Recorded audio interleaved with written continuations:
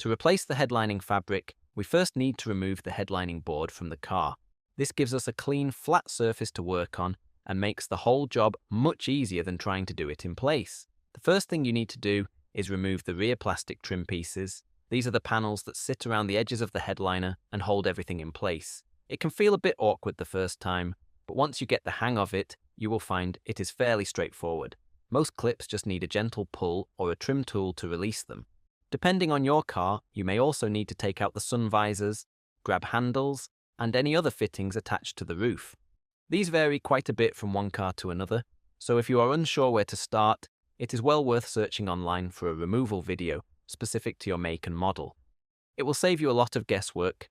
Once all the trim and fittings are out of the way, you can carefully slide the headliner out of the car. Take your time with this part. The board can be quite large and awkward to maneuver, so try not to flex or bend it as you bring it out. A bent board is much harder to work with and can crease the new fabric once it is fitted. With the headliner out, you can now start removing the old fabric. Begin around the sunroof opening and work your way outwards. It should come away fairly easily as you go.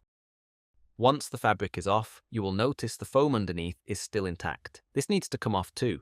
The adhesive spray will not bond properly to old foam, so getting it fully removed is important before you move on to fitting the new suede. That brings us to the end of step 1. In the next step, we will go through how to remove the foam properly and get the board ready for the new material.